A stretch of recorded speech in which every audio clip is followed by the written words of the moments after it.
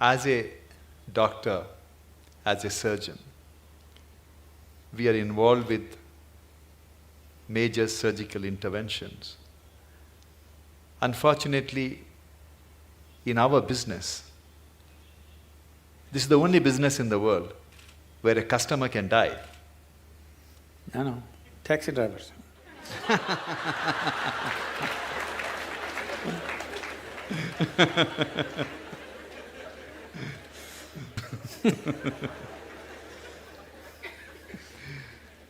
It's however much you try, Sadhguru, to dissociate ourselves.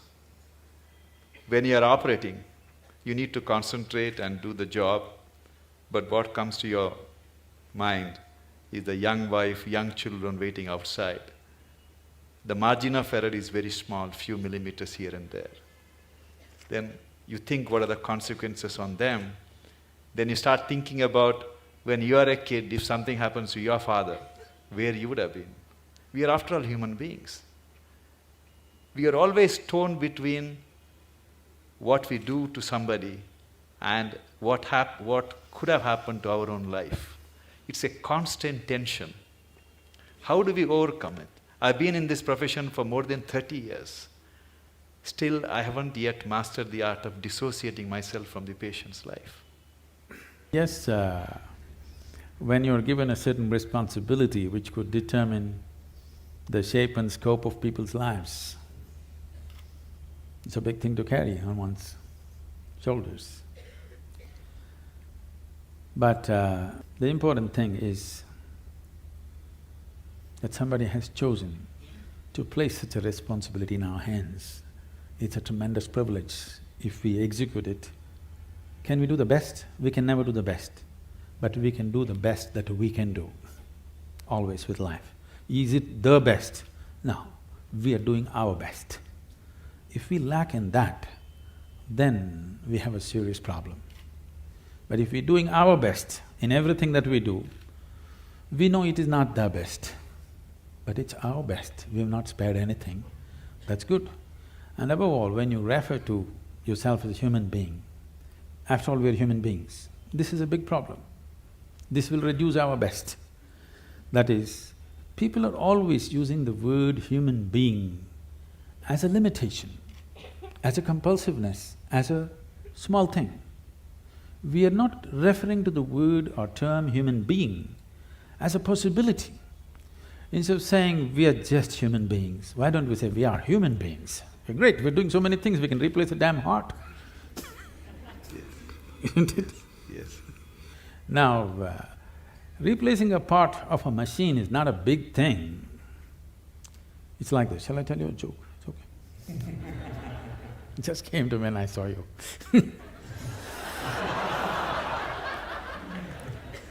So, a cardiac surgeon took his Aston Martin, which was giving him a little bit of trouble, engine trouble,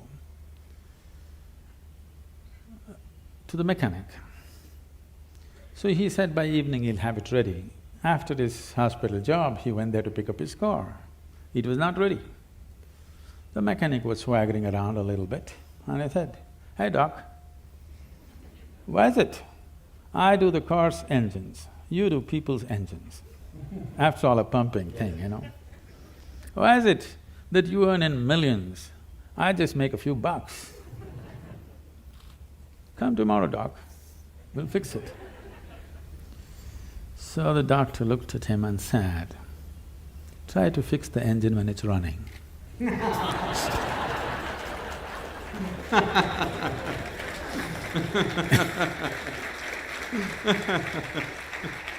That's the important thing. You got to keep it running and fix it.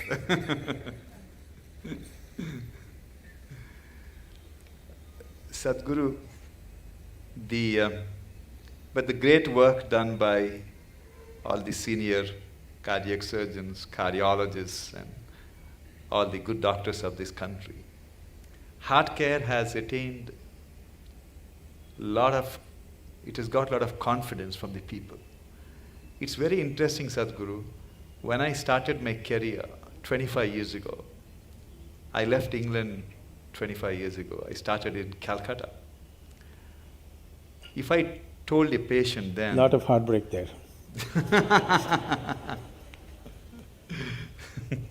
If I told a patient then that he needed an operation, it required more than an hour of convincing him for an operation. But today, I face a different problem. You're standing in a line.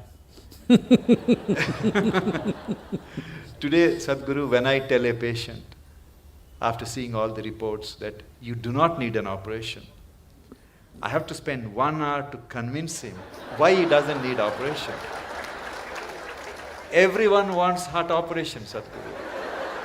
Is it for romantic reasons or…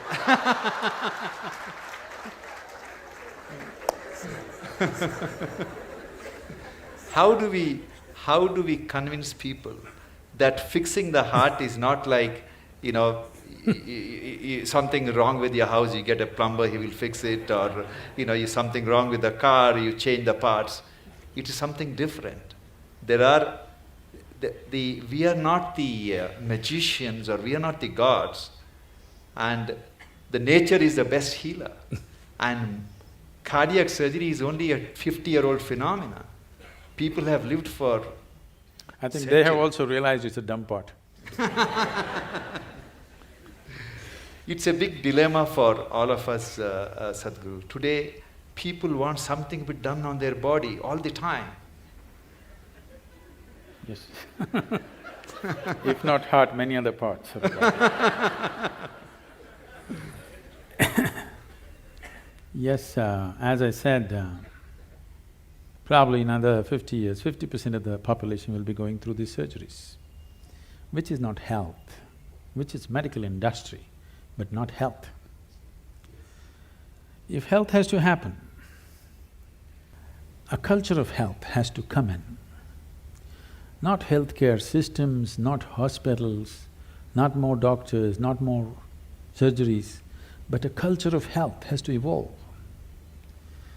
Right now, world is in a way of imitating everything that America does. They eat badly, they live badly, and they have a $3 trillion bill of healthcare. It's sinking the country, okay? It's sinking the whole nation, healthcare. We want to follow the same things. We want to dress like them, we want to eat like them, we want to live like them, and we want to get unhealthy like them, but our country cannot spend $3 trillion on you for sure, we'll let you die. Yes. We're not going to reach out to everybody and do surgery for 1.25 billion people. That's not going to happen in near future. And if it doesn't happen, it's a disaster. If it happens, it's a bigger disaster. That people do not know how to live well is a disastrous way. That I would say 70% of the ailments on this planet can be just handled with better sense of living, eating, atmosphere. If you manage, 70% will be gone. You can achieve this in 12 to 15 years of time on the planet if a determined effort is made by the people, by the policy and by everybody concerned, particularly the hospitals. They can do a lot. Because when they're sick, they listen, Otherwise they don't. When they're well, they don't listen. When they're sick, they will listen. They have ears, more ears than two when they're sick. That's the time to talk to them as to how to live better. These things are not new to us, these are very strongly rooted in our cultural milieu, but we are throwing it away for something which will bring us a lot of trouble. For immediate attention, for immediate intervention, of course, medical intervention is primary and it's most vital, there's no question about that. But long-term health will not happen because of medical sciences as we know it. Long-term health of a society or a nation or the planet will not happen that way. We have to bring a culture of health. What is the way to live, what is the way to eat, how to keep our body, how to keep our mind, how to keep our breath, how to keep the atmosphere around us. If this culture is not brought into us from our childhood, I would say it must be brought into the school curriculum itself. It must be brought in, healthful ways of living, because if you do not build healthy people, You're going to have educated and sick people and you're going to build a nation or a world out of it? With sick people, you're not going to build a great nation, you can only build a sick nation. And that is happening across the world. The major nations are suffering enormous amount of illnesses. The most affluent countries who have no nutritional problems, okay? India's half the problem are nutritional problems. Right from their childhood, they've not eaten properly. Affluent nations who have a choice of nourishment, look at the level of health issues they have. That should not exist at all. When they have choice of nourishment, they should not have, I would say, 80% of the people should not have any health issues till they die. When 20%, 25% will get something, infections will come because of close proximity, those are different. But these are all on self-help. People are on self-help to create ailments for themselves. This can be 100% taken away if we establish a culture of health, for which I think not just medical professionals, people from various other areas have to work together to make this happen. I don't see any major synergy like that right now. Small efforts are happening here and there, but that's not enough. It's good, but it's not enough. Sadhguru, majority of the people who fall sick, it's primarily because they led a life which would definitely land them in trouble. But thousands of children are born in this country, like any other part of the world, with cardiac problem, with cancer, all kinds of problems. It is not their fault. Why it happens? It shouldn't have happened. 6 million Toyota cars were withdrawn last year for defective whatever and about 9 million General Motors withdrawn for ignition problems. It's a manufacturing defect. Only problem is you can't withdraw them. Actually, nature is trying to withdraw them. We are not allowing it. There was a time we would allow the nature to withdraw. Yes?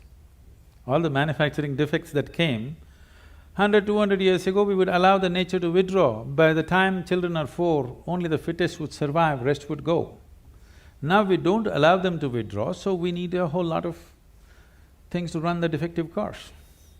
I know I'm putting it so blatantly, but you need to understand, the physical existence is mechanical. Whether you like it or you don't like it, probably all kinds of sensitivities and emotions are there about this, my physical body. But when they come to you, you strip them down and treat them like a machine, isn't it? Complex, sophisticated, but still mechanical, isn't it? Yes. There are other aspects to it, but fundamentally mechanical.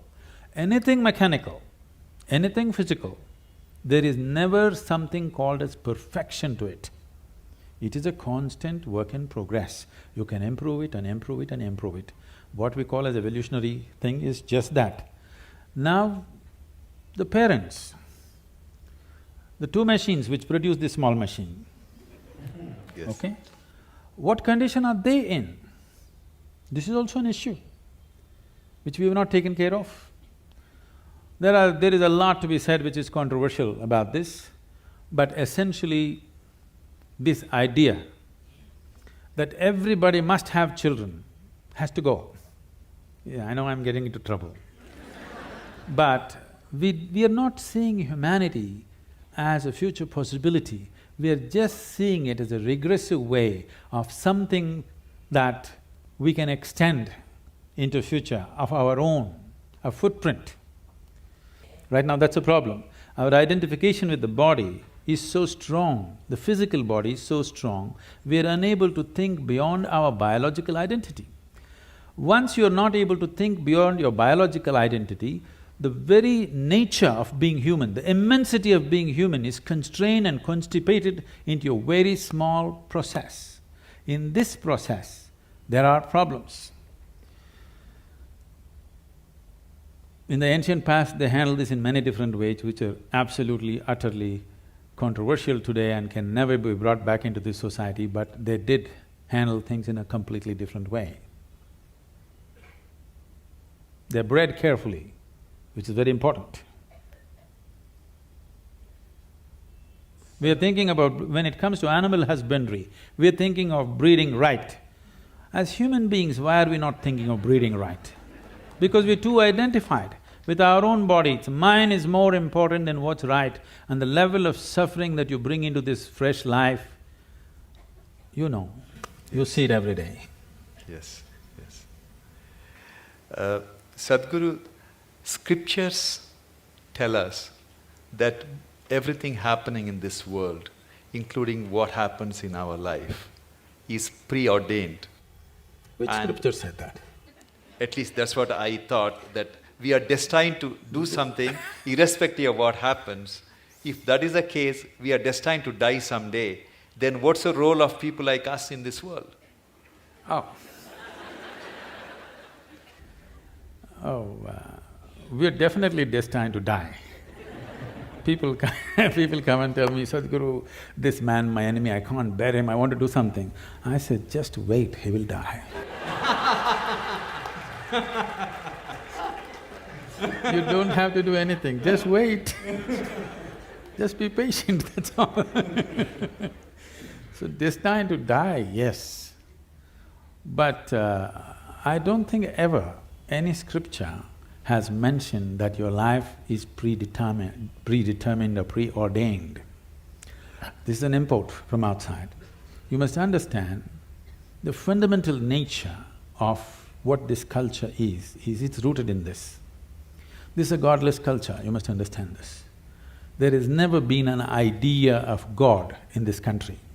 It's an imported value, let me put this into perspective, because it upsets lots of people. We have many divine entities, many. We count some 33 million, something like that. How did all these gods come up? So, the idea, the monotheistic idea is there's a god sitting out there and doing things to you, so they believe in dictatorship, that there is somebody who determines everything. Not so in this culture. Here, there is no idea of God, but there are many divine entities. What are these entities? Generally, if you look back, the language that was used for all the deities that you have is, you're a Devi, is a yantra, always a yantra. The word yantra literally means a machine or a device or a tool. When I refer to our own yogic temples as tools, people get offended. Sadhguru, don't say that, it means more than our life. I said, if you are offended by this, you come to the ashram. I am going to give you a plumbing job to do in the ashram without tools. You must use your nails and your teeth and do plumbing in the ashram for 3 days. After 3 days, I'll give you a chain winch or a spanner. Will you worship or no? Will you worship the tool or no after having lost all your teeth? So the power of the tool is something that we always understood. We as human beings, we are who we are on this planet only because of the tools that we have created. If we did not have any tools, a dog would dominate us, isn't it? Yes or no? Yes. It's only because of the tools human beings have become who they are. So a screwdriver is a tool too, but there are subtler tools, energy tools, subjective tools, which can open up different dimensions of life. So for every dimension we create a different tool, a different possibility, because we clearly know without this tool we would never access this possibility. We bow down to it and we worship it, because without being worshipful it will not yield to you. We clearly know gods are our making. It is just that others have forgotten. So here we told you, your life is your karma. This means your life is your making. Where is the question of preordained? Such a thing never arises in this culture.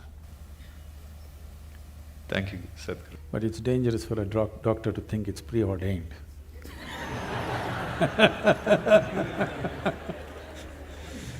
Today, the medical science has reached a level, Sadhguru, we really do not have to touch the patient.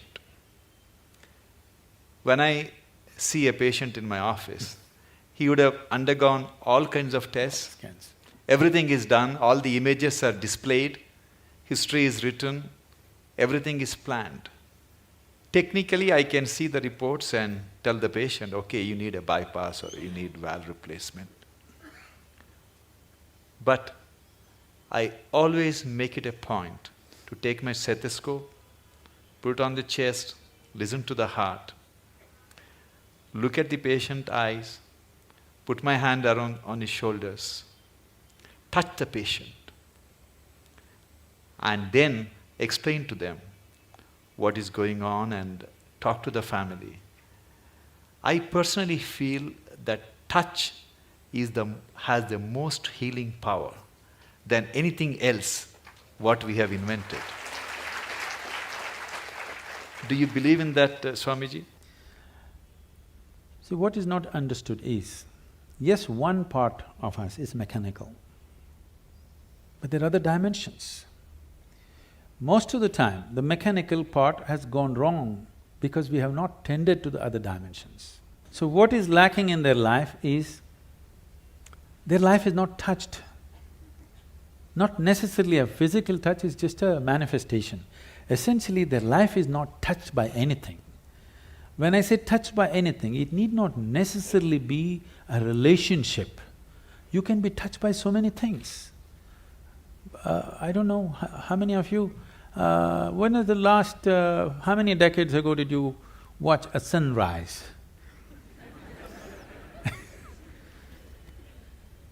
Or a sunset, or a moonrise. I'm saying not touched by anything. When was it the last time you waited for a flower to bloom? No such thing. When is the last time you paid an attention to a butterfly or a leaf or a flower or another human being? You're… of course, you don't like faces, you like the Facebook. I'm saying contact with life, whether it's human, animal, plant life, or just elements around you, just that. How many people even take a moment to even look at the food that they're going to consume with a little bit of involvement, or are they touched by it? No. So at last, either a doctor has to touch it, or in the end, undertaker will touch you. You know, somebody will touch you, things gone bad, somebody has to touch you. So, does touch have a relevance? Tremendous relevance. Touch need not always be physical, it can be in so many different ways. If you are not touched by life, you are a dying life, you are not a living life. It may happen to you after some time, but it's happening, you're in progression. Because what you call as life, even in the physical level, it's medical knowledge for everybody now. The number of cells you have is more than the number of stars in the Milky Way, okay? Every day, over 600 million billion cells are dying and new cells are being born. That means every second, 10 million cells are dying and 10 million new cells are born in your body. If you just leave the old guys, if you just take charge of this new 10 million cells every second that's coming up in your body, if you structure them properly, create them properly, if you have some say in how they will happen, if you have some influence as to how these fresh cells are born, your heart should be fixed, your brain should be fixed, everything should be fixed. Because that is the level of opportunity you have to rejuvenate your life second to second. But because you're totally oblivious to life, when I say oblivious to life, I want you to look at this. Right now, you cannot even call yourself as a living being, because most of the time, what is happening with you is just thought and emotion. Thought and emotion is just psychological drama, it has no existential relevance. Here, 1,000 people can sit here and live in 1,000 different worlds right now. That means nobody is in reality. Nobody is living, everybody is thinking about life. Psychological space, what happens, has unfortunately overtaken the existential process of life. You do not experience life, you're only thinking and reacting to situations around you. Thought and emotion is dominating everything. So right now, Today morning, sun came up on time. You don't think much about that. Okay, so what? Now you need to understand, if sun does not come up tomorrow morning, within 18 hours, all life on this planet will largely cease as we know it. So I'm telling you, sun came up on time today morning. I want to hear appropriate noises. Yeah. None of the planets in this solar system collided today. In the whole universe, no accidents. In this endless cosmos, no accidents, everything going right. But you have one nasty little thought crawling in your head and it's a bad day. I'm saying you completely lost perspective with life. You lost perspective as to who you are. It's a kind of madness. So once you lose perspective as to who you are and what is your space and status in this existence, you are a sickness by nature. It's not the doctor has to diagnose you, it's already on. One day it will manifest to a point where his instruments or his touch will tell him, but it's already on. The process is on. When it goes beyond a point, he'll give you a prescription or a surgery. But the process is on, you're working hard towards it. There are large number of Indian or Western techniques of healing which may not have scientific data, but they work. And I have a personal experience. Many years ago, my wife developed lower backache. It was intense pain, excruciating pain. As usual, I took her to a neurologist, they did MRI and everything is fine, there is no problem, but poor thing, she was I'm really… glad you were not a spinal surgeon, otherwise you would have done it. Then my brother-in-law suggested that I should take her to see a acupuncture specialist. As a doctor, it was a bit embarrassing for me to go to somebody. And he didn't have a fancy clinic. I went to his house and he talked to my wife for a few minutes and he made her sleep flat on the floor. And Sadhguru, he took, from the heel, he started pressing on her lower back for 10 minutes as I was watching. I'm not exaggerating, she never had the lower back pain ever since. I'll show you thousands and thousands like that. Not even with any needles, simply. I was so fascinated because he cured my wife and he did something which I couldn't do it for 32 years. She was fine. There are many ways of treating people, and as professionals, we have to respect all the ways of treating. Definitely, I would say allopathic system is at its best when there's an emergency. When there is time, definitely other systems are way better if you ask me, in many ways. Particularly, this is something hardly known to people. In southernmost part of India, largely in Tamil Nadu, we have what is called a Siddha Vaidya. It's a most incredible medical system, so comprehensive. There are over 300,000 formulations. I don't think even modern pharmacopoeia has that. Over 300,000 formulations elaborately written down. And the fundamental difference between Ayurveda and Siddha is, Ayurveda is herb-based, Siddha is elemental. The only thing is, the skill level that it demands from the doctor is a challenge in modern world. This is something that you have to live, then only it works. The person who administers it is as important as what is administered. Who administers it? You're talking about touch, so who administers it is important, not just what is administered. But the nature of modern medicine is, you write a prescription, some chemist who knows nothing about it gives it, and they take it. It's only purely chemical and it works. But when there are chronic ailments, if there is infection, killing it with whatever, chemical bombing it is the way to do it. But when you're generating an illness from within, correcting it from within is most important. If there's an emergency, you have to intervene more aggressively, that's different. But these systems have such a comprehensive knowledge about health and well-being. But the problem is, it needs a lifelong involvement and dedication to become something good with this kind of system. It is not something that you can acquire as a profession and do it.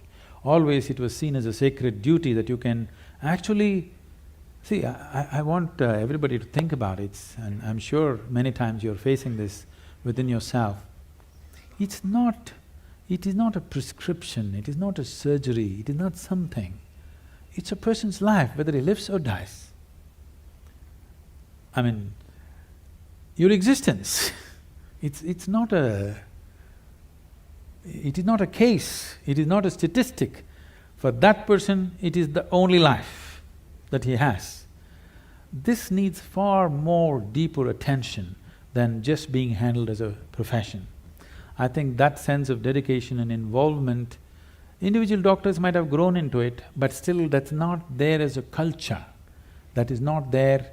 It should not be seen as a profession, that's what I'm saying. Yes, of course, monetary requirements are there, that will happen, that's a different thing. But first of all, it must be seen as a certain commitment and a certain privilege that you are able to either end or extend somebody's life is not a small privilege. Sadhguru, many years ago, when my son was a little kid, he gave me a book written by Swami Vivekananda. He was describing how ancient gurus could communicate with each other thousands of miles away just by thought. It's essentially… it's like a modern internet, how one computer can communicate with another computer in US or Europe, anywhere. Do you believe that human mind can be trained to influence another human mind or people's mind who are far away just by tuning our mind to the right frequency? Can it be trained? Can we learn that art? You're trying to beat the cell phone companies.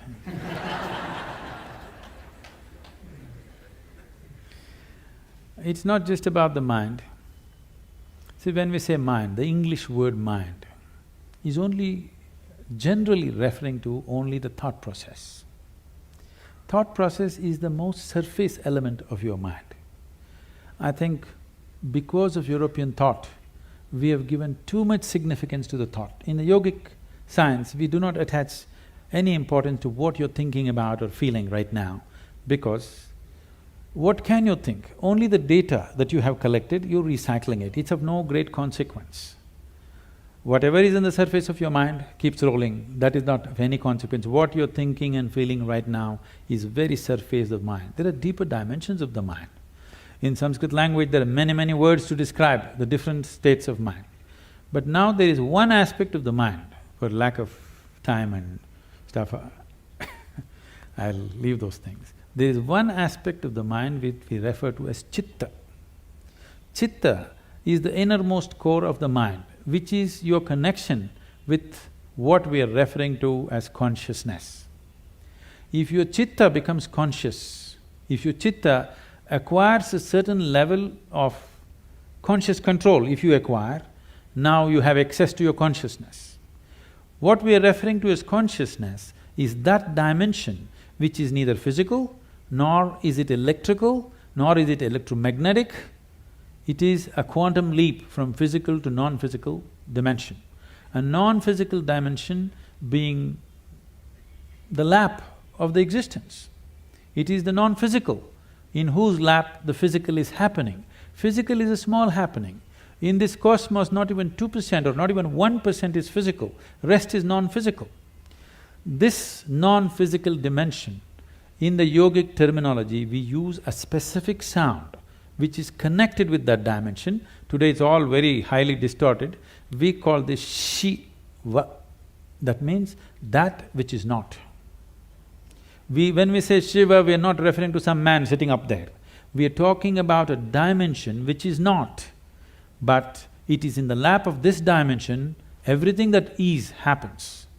So if your chitta becomes even mildly conscious, your ability to not only communicate an idea or a thought, even to deliver something is possible. Physically deliver something is possible. So, is it a possibility? Definitely it is. Right now, can we teach it to all these people? In theory, yes. But are they willing to work towards it? That's a question mark.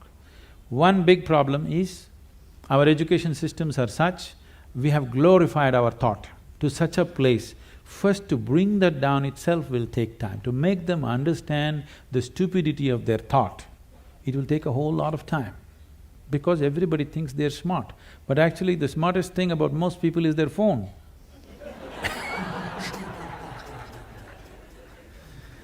Because your thought process is just an outcome of the limited data that you have gathered. It doesn't matter if I have read the libraries of the world, still it is too limited compared to what it is, what the creation is. With all the scientific development, we still do not know how a leaf really works. We do not know how a single atom in its entirety we do not know with all the scientific exploration. So that should be humbling enough for everybody to know that we know how to use things, but we do not know what it is. It will take lifetime of attention to even grasp the fundamentals of what it is. So if people are willing to first of all understand, like the whims of their heart, you just dismissed as dumb, okay? If they also understand the so-called smartness of their thought process and emotion is quite dumb, now it becomes easy. It becomes easy to train people that communication it's not like, now I want to generate this thought and give it to you, not like that. Things will happen to you before you think. What is best for you will simply happen to you even before you articulate in your mind. You don't have to ever think what you want to become, how you want to be. Life will just arrange itself. An intelligence beyond what you can contain in this bone box starts working for you, and it'll work. You've heard of Ramanujam and others, just opened a window with their Devi, and he becomes that kind of a mathematician, which is, even today after 1 century, they're still trying to figure out what he said. And the mathematical calculations that he gave is the backbone for describing the black holes in the universe. When he was there was no word called black hole, nobody knew there is such a thing. When we say black hole, what we are talking about is the curve of time and gravity, which is something modern science is battling with. He made mathematical background for that. As the curve increases, what is in existence, physical existence, becomes non-existence. So this is what it is when we say yoga. You reduce the curve in such a way that what is largely physical becomes non-physical. Once it's non-physical, time and space is not an issue. Once time and space is not an issue, communication is simply there.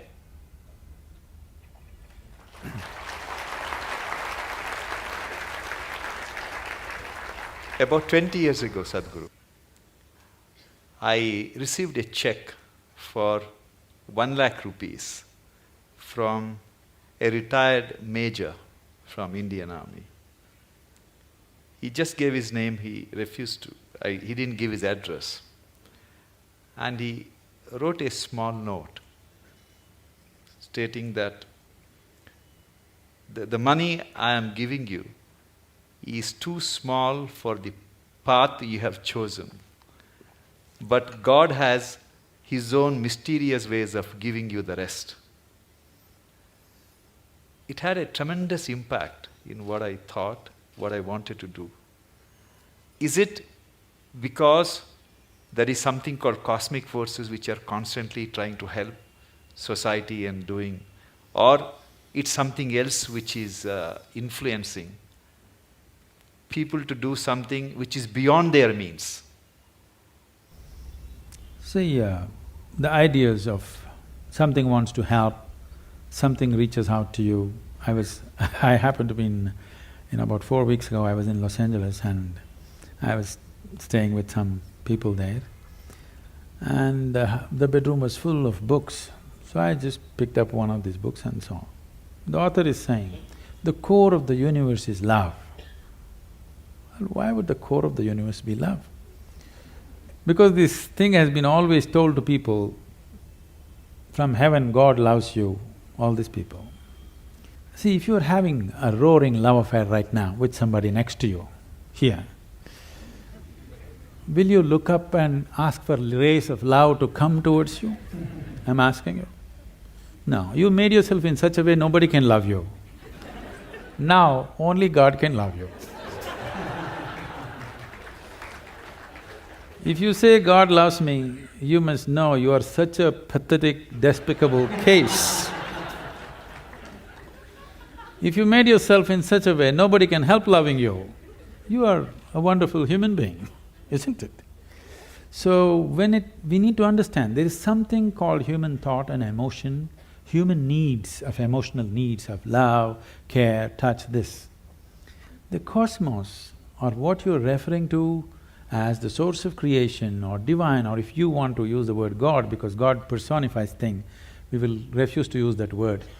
Let us say whatever is the source of creation, which we are referring to as God generally by religious this thing.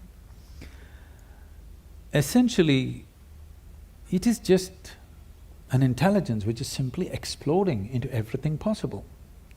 If you're in rhythm with it, you will rise. If you're not in rhythm with it, it'll crush you.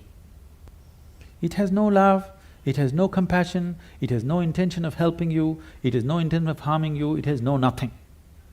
If you understand the forces and ride it, you have a fantastic life. If you do not understand, it'll crush you.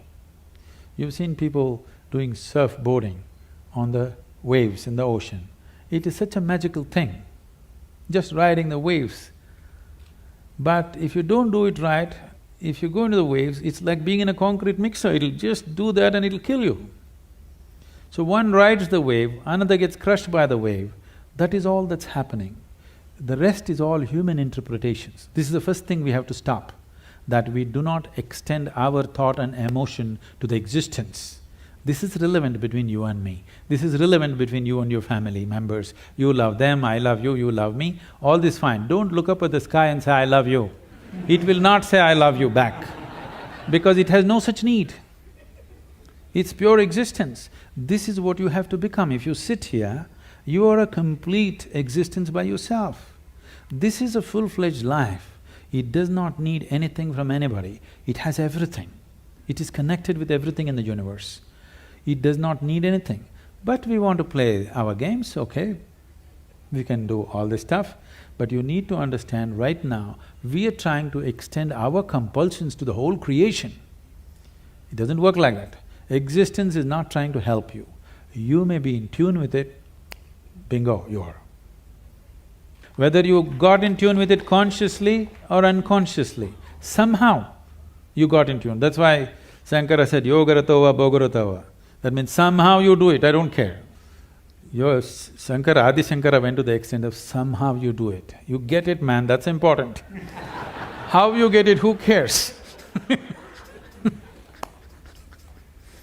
Sadhguru, I am constantly torn between my senior colleagues who are extremely skilled surgeons. Sadhguru, on the heart, there are some procedures which are done by very few people on this planet. I'll give an example. I do an operation called pulmonary endarterectomy. That's the blood clots from the leg goes to the lung arteries and it clogs up all the arteries. So 25 years ago, there was no cure for this. And once you're diagnosed, you're destined to die within a year. Today, people who are on home oxygen for 2 years, 3 years, you do the operation, they can go back to skydiving or they can go to scuba diving. That's the transformative effect. But there are only 50 surgeons, less than 50 surgeons in this world who can operate. And Like this, we have some of my colleagues who are extremely gifted surgeons. They are in their 50s now. And some of them are constantly talking about retirement. Especially one surgeon who is an extremely gifted surgeon who can fix any damaged valve. He is single, he has no other commitments. Every other day he talks about going to Benares or somewhere and retire. And I keep telling him that God didn't create him to retire and meditate. He has to be fixing all these problems.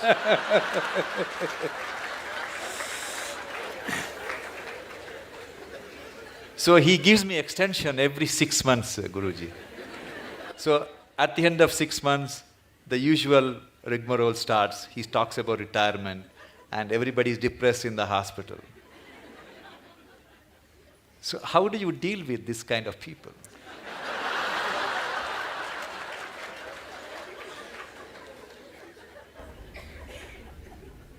You must give him a 1-year sabbatical with me.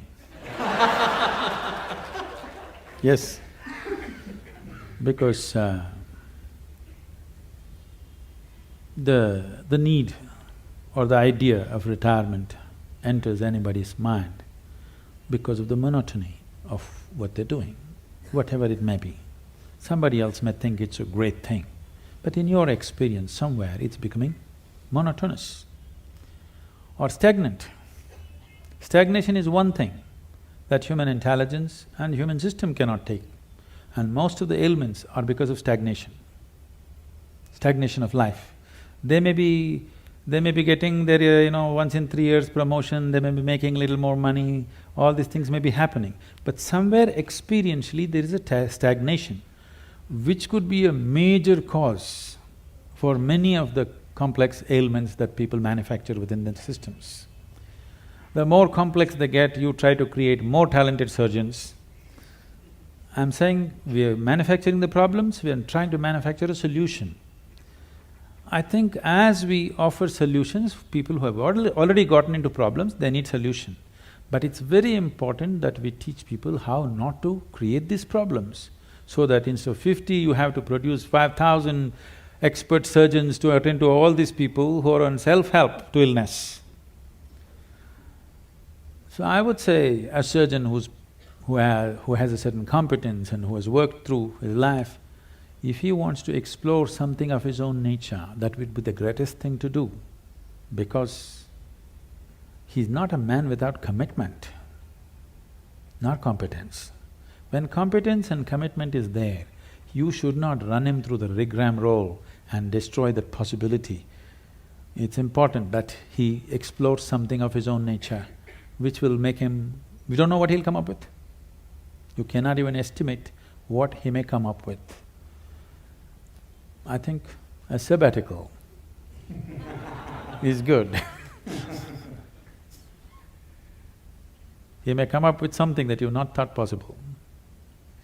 I will convey your message, Sadhguru. I'm sure he's watching this program. Sadhguru, I believe that talent is something which is grossly exaggerated in success. When I was in medical school, I used to teach martial art. That was my passion. And every time a Bruce Lee's movie was released, all these school kids would come and join in hordes to martial arts schools. We used to call it Bruce Lee phenomenon. They're gone after 2 weeks. Yes. And I used to see some kids whose physique is meant for martial art, who have the natural flair, and I used to think, oh, this kid is going to get a black belt. And interestingly, Swamiji, after 6 months, they're never there. The guys who go up to the black belt and, do something very good in martial art are the ones who joined the school without any skills, without any talent, who worked very, very hard, For everything they had to sweat it out. But in the end, they are the ones who succeed. How do you explain this phenomena? See, for a variety of reasons, let me not go beyond this. For a variety of reasons, a certain individual could be born with a certain flair, physical flair, mental flair, emotional flair, style. 5-year-old child, one has style, other is clumsy, okay? So the one with the style is not going to become necessarily a fashion thing. Somebody else who seems to be clumsy may grow into something else. Like, you don't know when a woman is pregnant, the child within that womb, whether it's a sage or a sorcerer. Nor the woman know. No, the mother does not know whether she is producing a sage or a sorcerer or what. This is because, I use the word coherence because of modern science is using that word. Who you are here right now, as you sit here, this is physics. Every subatomic particle is in constant contact with everything. What you call as cosmos is living life and it's a live mind. You have captured only one small part of it. If you work with only that one small part of what you have captured, both as life and as intelligence, you will function at a certain level. If you apply yourself to break the barriers of your limitations that you've set for yourself, then there is an intelligence beyond anybody's understanding, beyond anybody's estimate, which is available to you. Once this is available to you, people think you're superhuman. No, this is not about being superhuman. This is about realizing that being human is super. The immensity of being human has not been realized. So we are always making a kind of a mathematical calculation. Okay, if this person has this much IQ, maybe this is what he will become. This is what Newton's law, that everything that moves on this planet works to a mathematical precision or a geometric precision. That is, if you take a pendulum, the length of the pendulum will decide how it will swing. If you take a projectile, depending upon its mass, velocity and the trajectory, it will go to a certain place. That is not how the cosmos is working, because what you think is physical and not physical is all mixed up within this human being. The physical self, the psychological self, the emotional self, and who you call as myself, the life within you, the fundamental life process, these are all different dimensions. And the innermost core of who you are, which, because all the other words are corrupted, I'll use the word life or just you, what you call as me.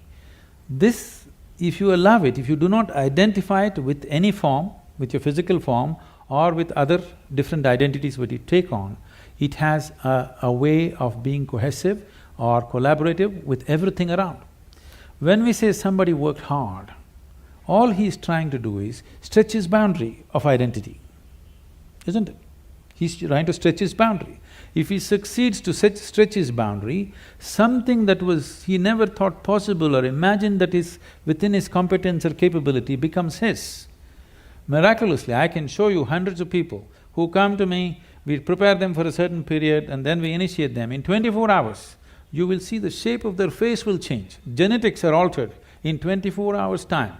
You can see the photographic images, they have actually changed dramatically overnight simply because of a certain extension of their identity. So, in the Indian spiritual milieu, see, when you say spiritual, we must understand this. This is not about looking up or looking down. When we say spiritual, we are talking about transcending the limitations of physical. So right now, the physical is here as if it's a solid entity in people's experience. But modern physics is telling you and medical science is beginning to tell you, or if people don't understand, if they just hold their nose for 2 minutes, they understand that they are not an independent existence. It is in transaction, not just in terms of breath. Even on the level of subatomic particles, it's in constant transaction. If this transaction becomes even minutely conscious, suddenly you have immense capabilities that you never thought were possible. Biological identity is the most limiting identity that you have because it limits to the area of your body. Now when you strive, you break this. It doesn't matter in what way you strive. Most people strive in unconscious, unscientific, simply out of striving, they do things. But there are ways to strive scientifically in a proper way. There are tools to strive with specific direction to break the limitations of who we are. If you break this boundary, the subatomic particles are transacting, the intelligence is transacting, only you're missing the whole game. If you don't miss the game, if you are in the game of life, not in the game of thoughts and emotions, you are in the game of life, suddenly just about anything you want you can do, not this or that. I'm saying anything a human being can do, simply if he breaks his barriers. And these barriers are many levels, but the most fundamental thing is the identity.